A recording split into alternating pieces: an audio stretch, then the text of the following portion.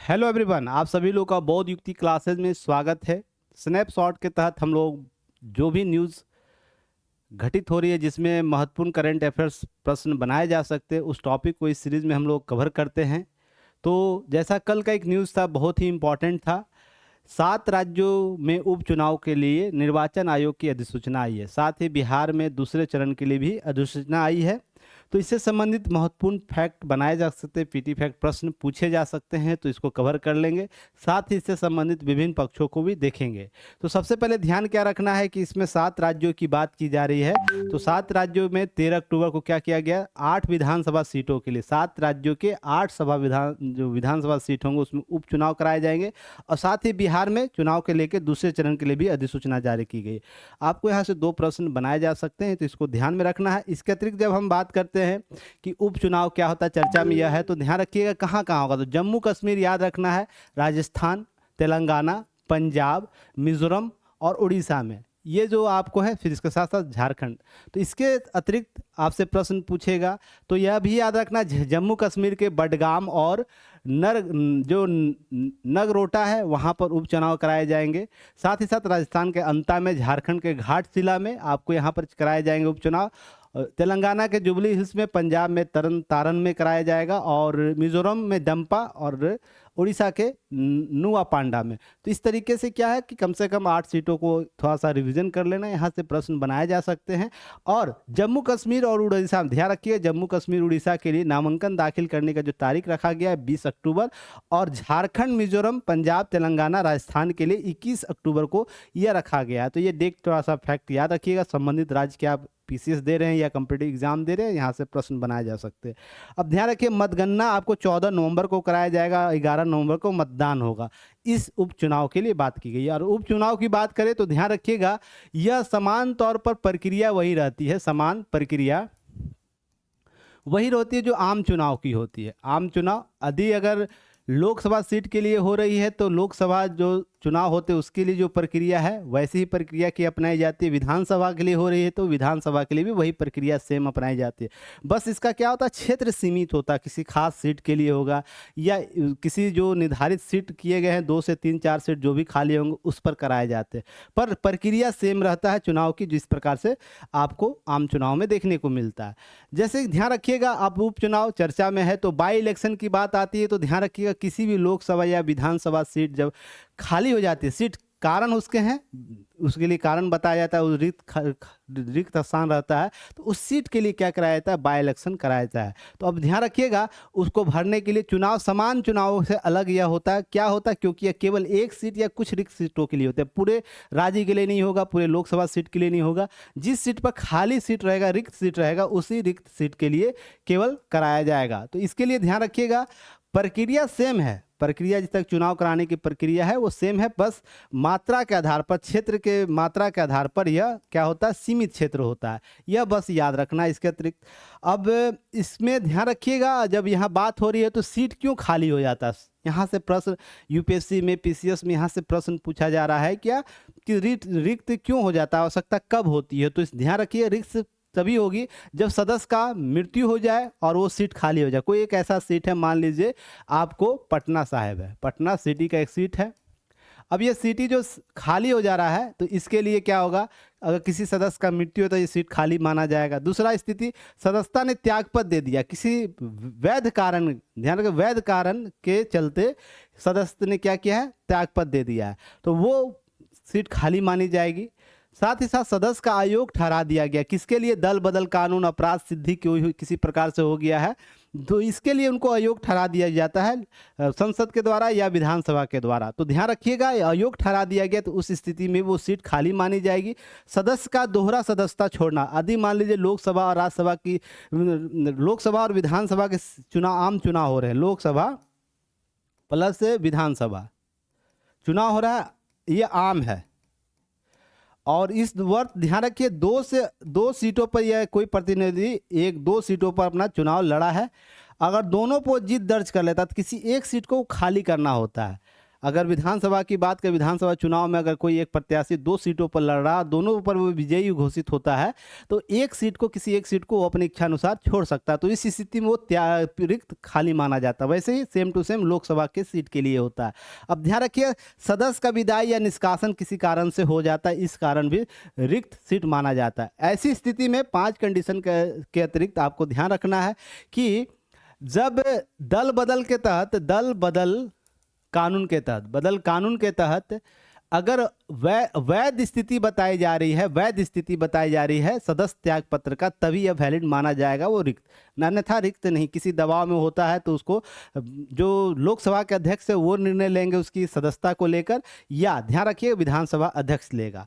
अब ध्यान रखना है, इसके अतिरिक्त और भी कुछ बातें आपसे पूछी जाए, जैसे प्रक्रिया क्या होता है। जैसे एक समान प्रक्रिया उपचुनाव की बात करें तो जैसे रिक्ति की सूचना देनी होती है, जैसे लोकसभा विधानसभा सीटों के लिए दी जाती है, सबसे पहले क्या होगा कि सूचना देना होगा कि संसद या विधानसभा का जो सचिवालय होगा, सचिवालय में निर्वाचन आयोग को सूचित करना होगा। अगर विधानसभा की बात करें तो विधानसभा का जो सचिवालय होगा उसके राज्य निर्वाचन आयोग को यह अधिसूचना पहले देना होगा, सूचित करना होगा कि किसी निर्वाचन क्षेत्र की सीट रिक्त हो गई है। यह कौन करेगा? यह आपको सदन करेगा। अगर लोकसभा की सदन की बात करें केंद्र के स्तर पर और राज्य के स्तर पर विधानसभा करेगा, संसद और विधानसभा। याद रखिएगा, निर्वाचन आयोग द्वारा कार्यक्रम घोषणा करेगा। इसके बाद उसके निर्वाचन आयोग, अगर लोकसभा का चुनाव हो रहा है, संसद के लिए किसी पद के लिए हो रहा है, ध्यान रखिएगा, तो निर्वाचन आयोग राज्य के स्तर पर होगा तो राज्य निर्वाचन आयोग अर्थात निर्वाचन आयोग के बिहाफ में ही करता है। इसे ध्यान रखिएगा।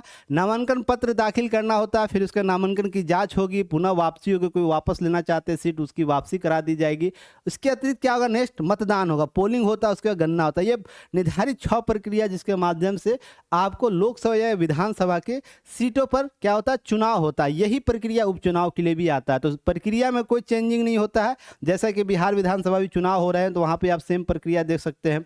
इसके अतिरिक्त ध्यान रखिएगा, जब जनप्रतिनिधि अधिनियम 1951 की एक धारा याद रखिए, कौन सा धारा, 151A, निर्वाचन आयोग संसद और राज्य विधानमंडल सदस्यों आकस्मिक रिक्तियों के लिए, ध्यान रखिए, क्या 6 महीने के भीतर सीट जो हमारा रिक्त करना होगा, क्या रिक्त भरना होगा 6 महीने के अंदर। एक शर्त यहाँ याद क्या रखिएगा, अगर कार्यकाल क्या है, एक शेष अवधि 1 वर्ष या उससे अधिक का हो, तब क्या हो, वो सीट निर्वाचन आयोग तय करेगा उस पर उपचुनाव होने या नहीं होने। ध्यान रखिएगा, 6 महीना के भीतर चुनाव तो करा लेना 6 माह के अंदर, पर एक कंडीशन यह है कि रिक्त जो सीट रिक्त हो रही है, जो उसका कार्यकाल बचा हुआ, कितने दिनों का बचा हुआ। मान लीजिए चुनाव होते हैं, आम चुनाव होते हैं, आम चुनाव हुआ और 6 माह के बाद ही उस सदस्य की मृत्यु हो जाती है या किसी कारण, जो वैध 5 कारण बताए गए उसके कारण रिक्त हो जाता है, तो चुनाव उपचुनाव कराए जाएंगे उस सीट के लिए। पर लास्ट का अगर 4 साल हो गया है, 4 साल 2 माह हो गया है, तो यह निर्वाचन आयोग क्या करता है, वेट एंड वॉच की स्थिति में छोड़ देता है। रीजन उसके लिए फिर से पुनः सारी प्रक्रिया तो आपको 5वें वर्ष बाद करनी ही है। तो इस तरीके से याद रखिएगा। अब यहाँ पर धारा 147 याद रखना, जो इस अधिनियम के तहत, जो आपका जनप्रतिनिधि अधिनियम 1951, उसकी धारा जो 147 वो राज्यसभा के आकस्मिक रिक्तियों की बात करता है, वहाँ पर चुनाव होंगे। फिर उसके बाद 149 लोकसभा में आकस्मिक रिक्तियों की बात करता है, और धारा 151A जो है जनप्रतिनिधि अधिनियम 1951 की, उसमें उपचुनाव की समय सीमा की बात करता है, जो समय सीमा भी मैंने बताया। तो ये 3 महत्वपूर्ण जो धारा है उसको याद रखना है, 147, 149 और 151A। इस तरीके से चीजें याद है। पूरे सदन का कार्यकाल 6 माह से कम है रह गया है तो ध्यान रखें, उपचुनाव की आवश्यकता नहीं बताई जाती, क्योंकि यह व्यवहारिक भी नहीं है। इस तरीके से यह पैटर्न पूरी प्रक्रिया को अपनाया जाता है। तो कम से कम आपको ये सारे फैक्ट याद रखना। और यहाँ से प्रश्न आपको यूपीएससी में प्रश्न पूछे गए, पीसीएस में प्रश्न पूछे गए, बहुत से कंपिटेटिव एग्जाम है वहाँ पर प्रश्न पूछे गए। अब इसके अतिरिक्त ध्यान रखिएगा, बिहार विधानसभा चुनाव का दूसरा चरण की भी अधिसूचना जारी की गई है। तो यहाँ से फैक्ट है, 20 जिलों के 122 विधानसभा सीट के लिए क्या किया गया है, अधिसूचना जारी किया गया है। तो कब चुनाव होंगे, तो इसके लिए 21 अक्टूबर को, ध्यान रखिए 21 अक्टूबर को, 20 अक्टूबर को नामांकन किए जाएंगे और 21 अक्टूबर को उसकी जांच होगी, और इसके बाद 23 अक्टूबर को नाम वापस लिया जाएगा, और इस चरण का 11 नवंबर को वोटिंग होगी। और आपको पता ही होगा कि 243 सीटों के लिए दोनों चरणों की गिनती कब होगी, 14 नवंबर को। तो ये शेड्यूल आप लोगों को पहले से भी सारे फैक्ट पहले बताए जा चुके हैं। अब इसमें कितने करोड़ मतदाता इसमें शामिल होंगे? 7,82,00,000। ये फैक्ट याद रखिएगा। जो बिहार विधानसभा चुनाव में इस बार अपने मतदाता है ना, बिहार के नेताओं का भविष्य तय करेंगे। इसके अतिरिक्त 20 राज्यों की बात, 20 जिलों की बात हो रही है, 20 जिलों के 122 विधानसभा हो, तो जिलों का नाम याद रखना है। जैसे पूर्वी चंपारण, पश्चिमी चंपारण दूसरे चरण में होगा, सीतामढ़ी, सीवर, मधुबनी, सुपौल, ये नाम याद करके रखने, ताकि आपसे कहीं प्रश्न पूछ दे तो सारे फैक्ट को बता पाए। और इस प्रकार के प्रश्न पूछे जाते हैं। प्रथम चरण में कितने जिलों में क्या हुआ, विधानसभा चुनाव हुआ, कितने सीट के लिए, उसमें कौन कौन से जिले शामिल होते हैं, इस प्रकार के प्रश्न आपको जरूर पूछे जाते हैं। अब जब हम इसके साथ बात कर ले तो निर्वाचन आयोग की भी जानकारी आपको होनी चाहिए। यह एक स्वायत्त और संवैधानिक संस्था के तौर पर काम करता है। पहले यह एक दलीय हुआ करता थे, एक आपको अध्यक्षीय होता था, जिसमें केवल क्या होता था, केवल आपको अध्यक्ष ही इसके सारी जवाबदेही लेते थे। उसके बाद इसके एक्ट बनाया गया, जिसके माध्यम संशोधन किए गए और 3 सदस्यीय बना दिया गया। उससे पहले ध्यान रखिएगा 25 जनवरी 1950 की इसकी स्थापना की जाती है। उसी वर्ष इसको क्या किया जाता है, राष्ट्रीय मतदाता वर्ष दिवस के तौर पर हम 25 जनवरी को मनाते हैं। तो इस फैक्ट को याद रखना है। यह प्रश्न पीटी फैक्ट में बहुत बार पूछा है कि आपको नेशनल वोटर्स डे किस दिन मनाया जाता है। तो 24 तारीख को, 24 जनवरी को ही वोटर आपको डे मनाया जाता है, नेशनल वोटर डे। अब ध्यान रखिए इसका मुख्यालय कहाँ है, नई दिल्ली में। और सभी राज्यों में राज्य निर्वाचन आयोग होता है, जो 73वां 74वां संविधान संशोधन के तहत अधिनियमित किया गया। उसको शक्ति दी गई है पंचायत के स्तर पर स्थानीय प्रशासन में चुनाव कराने के लिए। क्लियर है। अब ध्यान रखिए इसका काम है केवल संचालन कराना, पर्यवेक्षण करना और नियंत्रण करना। ये 3 महत्वपूर्ण कार्य है जो चुनाव आयोग अपने विधि और कानून के तहत काम करता है। अगर इसके अतिरिक्त हम बात करें चुनाव आयोग की क्या उपलब्धि रही 1991 से 2024 तक, पात्र मतदाता जो 1951 थे मात्र 17 करोड़ थे, वर्तमान में 97 करोड़ मतदाता 2024 का जो आम चुनाव उसमें बातें हुई है। ध्यान रखिए मतदाता प्रतिशत की बात करें तो पहले 44.87% 1951, जो वर्तमान में बढ़कर 65.79% जो है वोट क्या दे रहे हैं मतदाता, प्रतिशत की वोट की जाए। मतदान केंद्र पहले कितना हुआ करता था 1991 में 1.96 और वर्तमान में 10.52 लाख क्या है आपको मतदान केंद्र बनाए जाते हैं। तो कितना व्यापक है, कितना विस्तृत है। और ध्यान रखिएगा जब भी चुनाव होते हैं, आम चुनाव जब भी होगा लोकसभा का, तो विश्व के बहुत से डेलीगेशन भारतीय चुनाव प्रक्रिया को समझने के लिए भारत आते हैं। तो इस चीज़ को भी याद रखिएगा। लिंगानुपात की बात करें 2019 में 926 जो है पुरुष मतदाताओं पर महिला मतदाता थी। वर्तमान में 2024 की बात करें तो ध्यान रखिए 946 है। इस लिंगानुपात आंकड़े को जरूर याद रखिएगा, यहाँ से प्रश्न बनाए जा सकते हैं, पूछे जा सकते हैं। अब इसके अतिरिक्त ध्यान रखिएगा जब निर्वाचन आयोग की बात करते हैं कितने सदस्यीय है। अब लोकसभा, राज्यसभा, विधानसभा था, राष्ट्रपति उपराष्ट्रपति चुनाव का यह संचालन करेगा।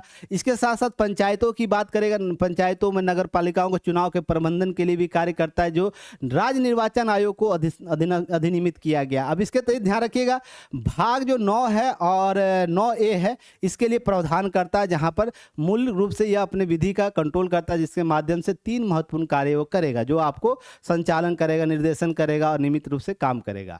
अब इसके अतिरिक्त ध्यान रखें अनुच्छेद जो है 324 से लेकर 329 याद रखना है। यहाँ से बार बार प्रश्न पूछता है, जैसे आपको हर बार प्रश्न पूछेगा लोकसभा और राज्य विधानसभा चुनाव वयस्क मताधिकार पर अधिकारी हो कितने अनुच्छेद के तहत, 326 के तहत कितनी दफा यह पीटी फैक्ट में प्रश्न पूछा जा चुका है। अगर हम बात करें राज्य विधानमंडलों अपने राज्य में चुनाव संबंधी प्रावधान करने का अधिकार दिया गया 328 के तहत, संसद को 327 के तहत अपने अधिकार क्षेत्र में प्रावधान करने का था, विधि बनाने की शक्ति दी गई है। यह भी फैक्ट याद रखना है। क्लियर है। अब 329 क्या है, न्यायालयों को हस्तक्षेप से रोक लगाया गया सिवाय चुनाव परिणाम घोषित होने के बाद याचिका के रूप में। यह भी फैक्ट याद रखना है कि न्यायालयों को हस्तक्षेप से रोक लगाई गई है ताकि नियमित चुनाव बाधित ना हो, इसके लिए। क्लियर है। अब 325 क्या कहता है, किसी भी व्यक्ति को धर्म, जाति, लिंग, नस्ल के आधार पर भेदभाव नहीं किया जाएगा, उसके संदर्भ में बातें करती है। 324 अधीक्षण, निर्देशन और अधिकार, नियंत्रण के अधिकार देता है चुनाव आयोग को। तो ये कम से कम आपको कितने 324 से लेकर 329 तक के अनुच्छेद कम से कम याद करके रखने हैं। यहाँ से प्रश्न आपको बार बार पूछा जाता। अगर इसके अतिरिक्त हम बात करें सदस्यीय कितने हैं, तो ध्यान रखिएगा पहले एकल सदस्य होता था, केवल आपको जो मुख्य निर्वाचन आयुक्त होता था, चीफ इलेक्शन कमीशन, वही आपको इसके पूरे नियामक को क्या करता था, नियामकीय संस्थाओं को व्यवस्थित करता था, निर्देशन करता था। पर एक एक्ट आता है 1989 का चुनाव आयुक्त संशोधन अधिनियम 1989, जिसमें बहुसदस्यीय व्यवस्था की कल्पना की जाए। यहाँ पर इस निर्वाचन मुख्य निर्वाचन आयुक्त के लिए सहायता के लिए 2 निर्वाचन आयुक्त की नियुक्ति की जाएगी। जो वर्तमान में अभी ज्ञानेश कुमार है मुख्य निर्वाचन आयुक्त जो हैं, उसके अतिरिक्त डॉक्टर सुखवीर सिंह संधू अभी वर्तमान में निर्वाचन आयुक्त है, डॉक्टर विवेक जोशी वर्तमान में निर्वाचन आयुक्त है। तो यहाँ से भी प्रश्न बनाए जा सकते हैं, तो इसे भी आप लोग रिवीजन कर लीजिएगा। अब ध्यान रखिएगा, वर्तमान आयोग में शामिल होते हैं मुख्य निर्वाचन आयुक्त और अन्य 2 निर्वाचन आयुक्त। सिंपल सा बराबर पद होता है, पर क्या है, पद की वरीयता में इनकी बात होगी, क्योंकि वरिष्ठ के तौर पर देखने को मिलता है। क्लियर है। अब इसके अतिरिक्त ध्यान रखिएगा, नियुक्ति कौन करेगा? राष्ट्रपति नियुक्ति करेगा। राष्ट्रपति के निर्देश नियुक्ति इनके द्वारा की जाती है। अब ध्यान रखिएगा, निर्वाचन कार्यों के आयोग सहायता मुख्य निर्वाचन अधिकारी आपको सीईओ द्वारा की जाती है। इस प्रकार के कुछ फैक्ट आपको रिवीजन कर लेने, ताकि आपसे प्रश्न पूछे तो आप बेहतर तरीके से चीज़ों को सॉल्व कर पाए। यह सीरीज अब लगातार चलेगी, स्नैपशॉट के माध्यम से आपके जो महत्वपूर्ण है, एग्जाम ओरिएंट टॉपिक है, उसके करंट और डेप्थ को थोड़ा सा क्या किया जाएगा, आप लोगों को बताया जाएगा, ताकि आप एग्जाम के लिए तैयार हो। और कोई भी क्यूरी हो, दिए गए नंबर से आप बात कर सकते हैं। बोधयुक्ति classes.in को क्या कर सकते हैं, लॉगिन कर सकते हैं। वहाँ पर बहुत सी सुविधाएं आपको दी जा रही है। डेली आपको वहाँ MCQ कराए जाते हैं, करंट अफेयर्स दिए जाते हैं। आप जाके विजिट करके देखिए, बिल्कुल फ्री वो सारी चीज़ें हैं, ताकि आप अधिकतम लाभ ले सकें। चलिए फिर हम लोग नए टॉपिक के साथ कल मिलते हैं, तब तक के लिए धन्यवाद।